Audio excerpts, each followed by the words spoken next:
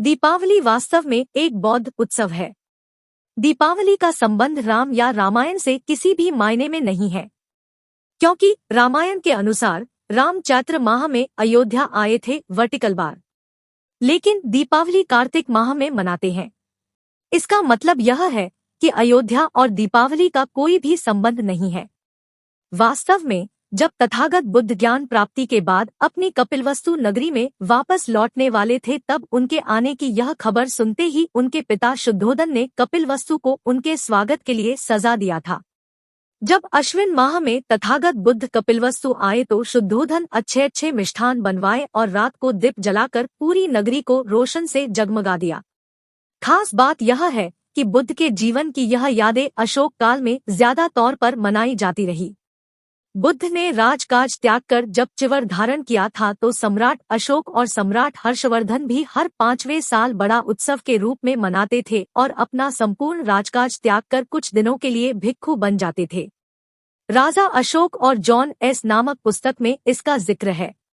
बुद्ध की कपिलवस्तु नगरी भेंट को ध्यान में रखकर सम्राट अशोक ने भी अश्विन माह में 84,000 स्तूप बनाने का निर्णय लिया था और उसे अश्विन माह में ही पूरा कर दिया था। सभी स्तूप बनाने के बाद उन पर दीप जलाएं। महावंश में वह नजारा ऐसा बताया है कि अशोक पाटलिपुत्र में खड़े होकर चमकते हुए सभी स्तूपों को देखने लगे और सारा जम्बूद्वीप रोशनी के चकचौंध में चमक उठा।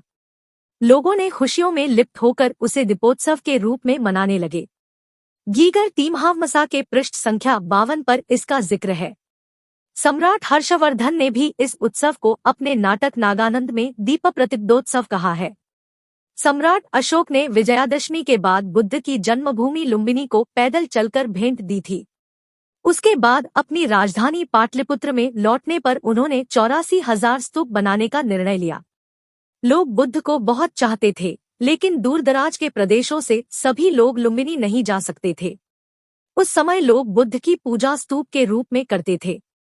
लोगों को उनके ही प्रदेशों में बुद्ध का दर्शन हो जाए, इस उद्देश्य को ध्यान में रखकर अशोक ने बुद्ध के 84,000 वचनों को ध्यान में रखकर उतने ही स्तूप बनाने का ऐलान किया। इसकी शुरुआत उन्होंने धरती में बरास खोदकर किया, जिसे आजकल वसुबारस कोनशिला का कार्यक्रम कहा जाता है। सम्राट अशोक का ऐलान सुनकर लोग लाखों की संख्या में राजधानी पाटलिपुत्र में इकट्ठा हुए और सम्राट के साथ साथ सभी ने अपनी अपनी पूंजी धन दान में दे दी। सभी तरफ से धन की इतनी बरसात हुई कि धन की बड़ी राशि जमा हुई, इसलिए लोग उस यदगार पर्व को धन की राशि धनतेरस कहने लगे।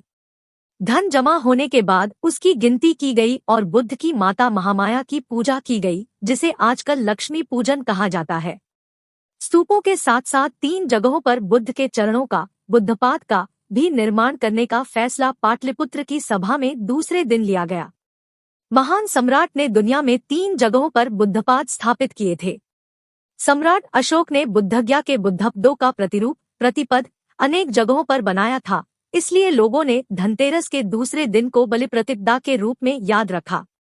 स्तूपों के निर्माण का कार्य पूरा होने से जीवन का एक बड़ा उद्देश्य पूरा हुआ था। जीवन का एक बड़ा पड़ाव पूर्ण हो चुका था, इसलिए सम्राट अशोक ने उसे पाडाव या पाडवा के रूप में मनाया। अशोक की याद में यह 5 घटनाएं 5 दिन के दीपावली उत्सव के रूप में लोग बाद में मनाने लगे। इस तरह दीपावली उत्सव का प्रारंभ हुआ। अशोक का महान इतिहास मिटाने के लिए अशोक के लगभग 1000 सालों बाद 8वीं सदी में वामन पुराण कथा लिखा गई थी।